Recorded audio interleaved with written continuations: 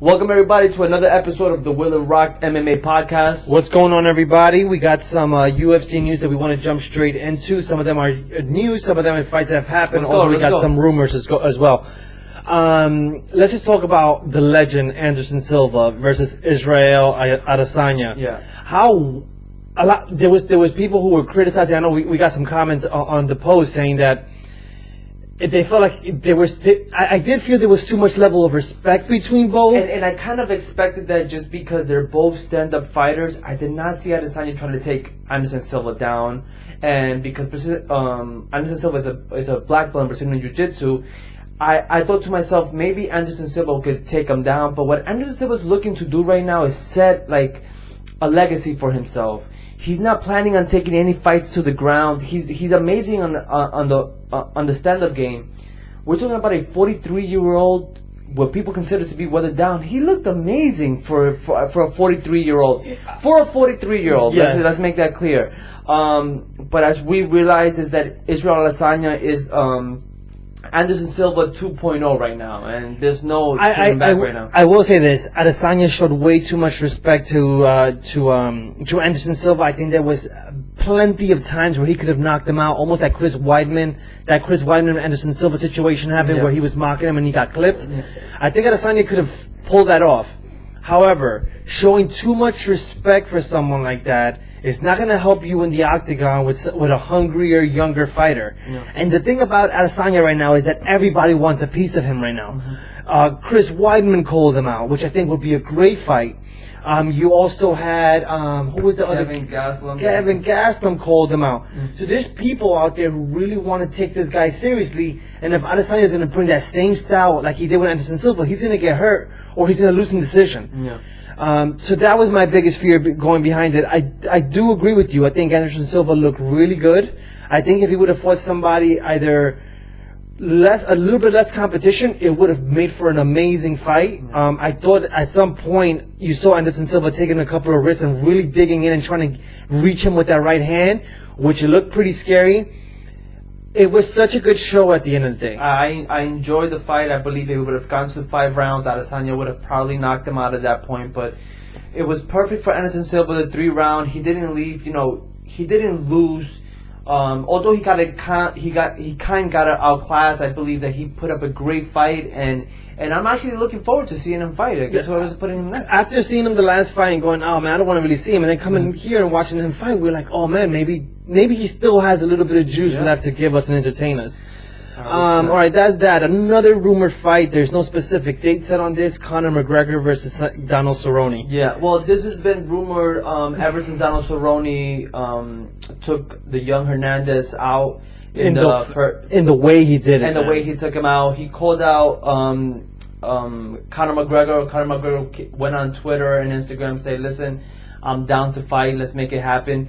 Dana White is all about it. So I believe this fight will take place when? I believe it's this year, sometime in May or sometime. And the question is whether or not it's going to be in Las Vegas. It's going to be in New York. It has to be a big card. We're talking about Conor McGregor's comeback. Yeah. And also this needs to pay off for the UFC. So they can't just take this fight to any place. They need to bring it where the money is, and they be able to afford after the aftermath of the fights to actually pay some of these fighters, because these are high paid fighters.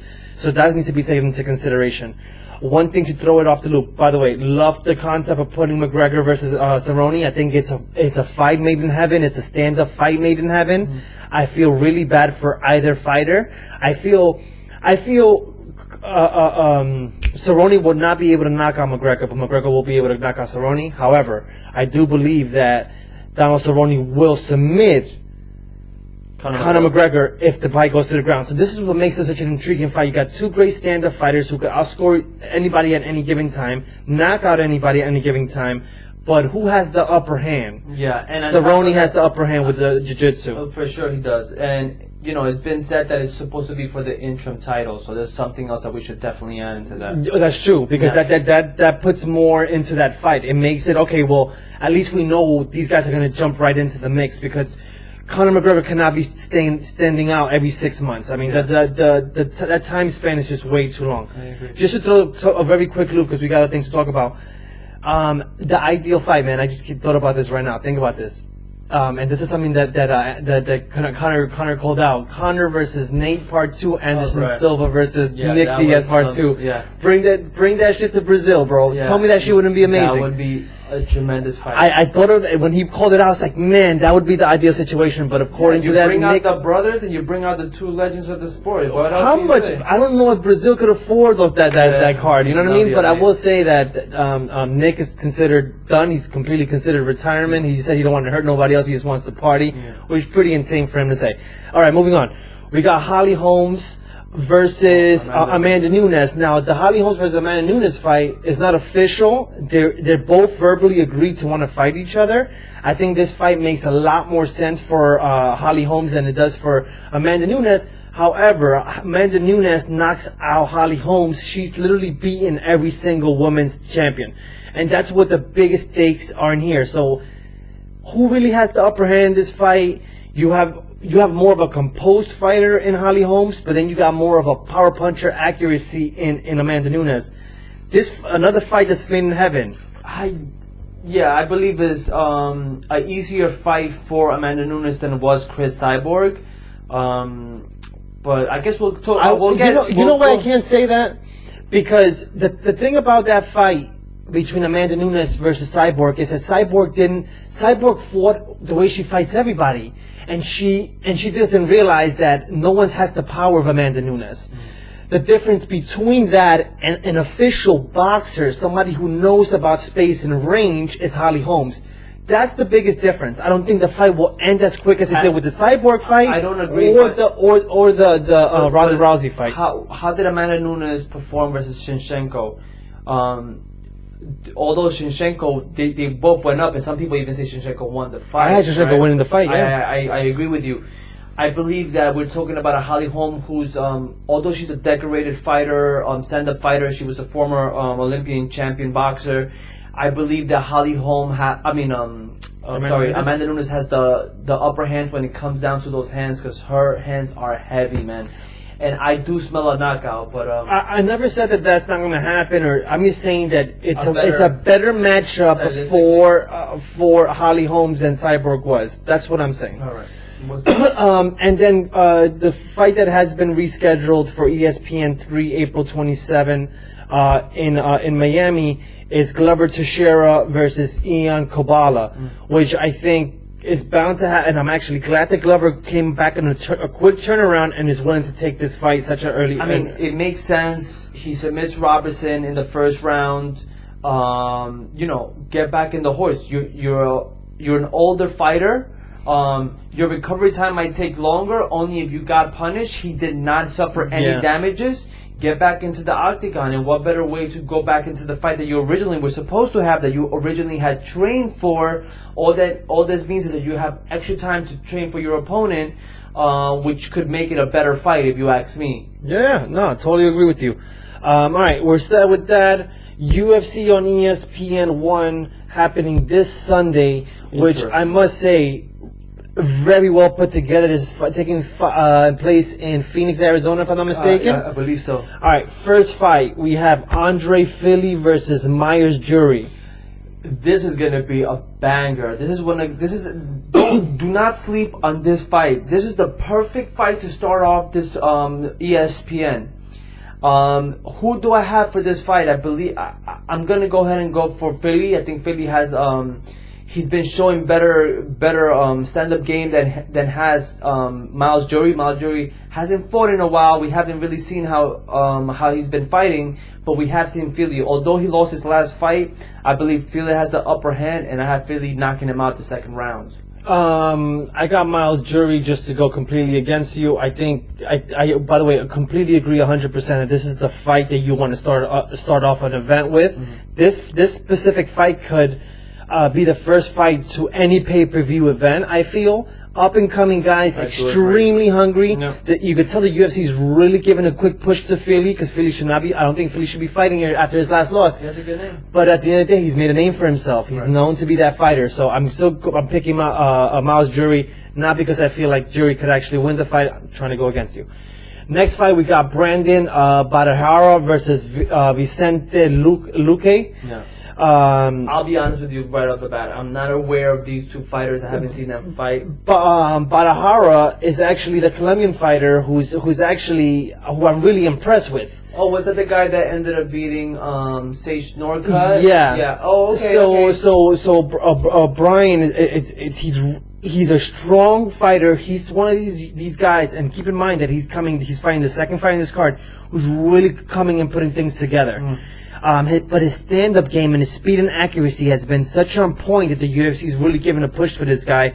And man, let's push some South American fighters. We need to get into Colombia. We need to get back into Argentina, get into Ecuador, and get into these big Peru, get into these big South American countries where this sport is massive. It's massive. It's growing. We saw what is happening with Mexico. You got a whole bunch of fighters fighting Mexico, and even in the main card, Cain Velasquez, a Mexican fighter. Kevin Gastelum, another Mexican fighter who's coming up for the belt as well. Not in this card, but just giving you good names. Henry Cejudo. Right. I mean, we could be here for a while. There's some big names. So, but with that being said, this what's his name? The Colombian fighter, Byron. So Byron, what we saw with Chase Norcutt, a tremendous fighter as far as he does very good at his stand-up game, but decides to take you down and submit you. The second fight comes around, the same exact thing, submission. He's known for his submission. He's a heavy wrestler that likes to take people down, and a black belt in Brazilian Jiu-Jitsu where he likes to submit you. I believe this could exactly go the same exact way that it's been going throughout his career, which is a submission for him. Once again, he's finding ways to put things together, which is what makes him so impressive. Next fight, we got Alex Caceres versus Kron Gracie. This is... First of all, I love the fact that the UFC is giving Alex this fight, because they could have given any fighter a Gracie name, and there's a lot of hype between Kron and Gracie. There's a lot of hype. He's the first in the Gracie family who has a legit stand-up game. So, but he definitely, if you look at all the Gracies, he's by far, well, besides Roger Gracie, if I'm mistaken, he's definitely known for that. He's known for his camp is he fights in a deep camp. Yeah, well, he has Nick Diaz. He has the Diaz brothers, should I say, the Jake Shields of the game, but. He's known for his Brazilian Jiu-Jitsu. Stop with the whole stand-up game. He's known for his Brazilian Jiu-Jitsu. We're talking about a world-class Abu Dhabi world champion in Brazilian Jiu-Jitsu. I don't see this going past the first round. Kron Gracie is going to take him down and is going to submit him. And that's the bottom line of that. Okay, you know what? Damn, I was going to go for Gracie. I'll go with Caceres. I think Caceres he's agile, he's fast on his feet, and it's hard to take someone like him down. Right. So I'm going with Alex on this one. Next fight, we got Cynthia Cavallo versus Courtney Casey. This is a really good fight, All right, man. so I got Courtney Casey to start off from the jump, man. Once again, there's some fighters who are just coming together, and I remember when we first did the first or second maybe the third podcast. No, I'm lying. It was a little bit further than that, but. It was one of our first podcasts. We had mentioned Courtney Casey, and she's really starting to make a name for herself. We're this far into the podcasts that we've done. She's still headlining fights like this. Yeah, absolutely. She's a force to be reckoned with, and we need women fighters at this point, man. And I believe that she will eventually get the title fight. I agree with you. I have Casey winning this fight. By decision, because Cavallo is a tough competitor, and I don't believe that she will get knocked out or submitted. But a tremendous fight. I think it's a perfect opportunity for both fighters, but especially for Casey, who has been making a name for herself, for a title shot next. No, I hear you. And we have, once again, this card is so stacked. It's stacked, man. Next fight, we got Paul Felder versus James effing Vick, bro. Yeah, this fight is very interesting. As we know, Mike Perry just took the win over Felder, right? Felder broke his arm, was it? Spinning back spin. Right, on a a back fist, yeah. Right. It breaks his forearm and really couldn't perform, really couldn't throw his right hand, barely threw his left hand, but managed to take it all the way down to losing into a decision fight against a guy like Mike Perry. If we see a non-injured Paul Felder in this octagon, I believe he might have the upper hand, but James Vick is such a badass. And we have to take in consideration James Vick just came out of a loss, right? Versus Justin Gaethje. Versus Justin Gaethje, right? So we have to take that in consideration. Two guys that lost. It's just to show you the type of names for them to main event a fight like this. Absolutely. But with that being said, I'm gonna go ahead and go for Paul Felder. I believe Paul Felder has the stronger right hand and might knock him out. All right. Reason why I got James Vick. James Vick is taller. James Vick's reach is longer. I think listen, he hit Gaethje. Anybody can hit Gaethje with the freaking kitchen sink, and Gaethje won't go down. James Vick did that in that fight. He just realized when it's discouraging when you hit somebody that hard and you don't get knocked out. Paul Felder, I don't know if he's gonna have the same chin that Gaethje did, but I do believe James Vick is taller, longer reach, and his kickboxing or / Muay Thai, whatever it is that he does in the stand-up game, is absolutely phenomenal. One of the best in the game. Hands down, one of the best in the game. I think his reach is going to win this fight, and for that I got James Vick, TKO, or he goes into decision, his victory. Good call. All right. This is the main event. This is one of those things where it gives me goosebumps talking about it. We got... Go ahead, man. Yeah, so and the reason why I was going to mention is Cain Velasquez versus Francis Ngannou. Yeah, so we established that. Yeah, so besides Francis Ngannou, one of the best heavyweight knockout artists in the game, versus a guy that's taking a long layoff because of injuries, Cain Velasquez.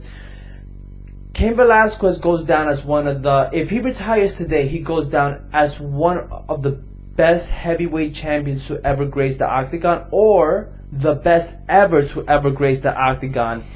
I have a hard time with that. Even though I do understand where you're coming from when you say that, I have a hard time. This is the problem with things like this. The reason why Anderson Silva might go down as the best of all time, just in general, is because he stayed consistent throughout his career, right? The thing about Cain Velasquez has gone to way too many layoffs. Victory, massive layoffs. Took a big loss to Fabricio Verdum in Mexico, in his hometown, because he admitted that he took training lightly, he didn't do much well, he got winded, and he ended up losing. I think we're going to see a different Cain Velasquez this time around. But in order for him to be considered the best heavyweight of all time, he still needs some impressive victories. And he will go down as the best UFC heavyweight fighter of all time if he goes back and he wins that belt. Till then, I would not consider him the best. I will say that he's one of the best. Yep. He's by far a well overall fighter, and I will say he's the best grinder in the game. Between him and Colby Covington and some of these fighters that I can't even think straight right now, who are just absolute grinders and the most annoying fighters to fight, Khabib, perfect example. Who comes from the same camp as Cain Velasquez. Which makes sense why they fight the way they do. No, I would have to agree with you. I believe that Cain Velasquez has to utilize his wrestling as best as possible. I don't think he should go in there guns blazing with a guy like Francis Ngannou, who has a one-hit knockout power. But with that being said, I believe Cain Velasquez is going to take him down really early in the first round, and we're not going to see the stand-up fight that we probably would expect from a guy like Francis Ngannou, because he's going to be in the octagon on the floor the whole time. I gotta agree with you, man. I see this going into decision, by the way. I see this fight going. I don't see him knocking out Cain Velasquez. I think Velasquez is. If we see this, the old Cain Velasquez, he's going to be too fast for Francis Ngannou. He's going to be too close for him to throw the long punches, because I don't think Cain is going to want that distance. If you think about how he grind out Junior Dos Santos, you got to keep people like that distance. Right. Yeah. If you give them distance, you're going to get knocked out. So I think he's going to grind him, stay close to him, take him down, and he's going to wear completely Francis Ngannou out. I see Cain Velasquez grinding him out, submitting him in the first or second round.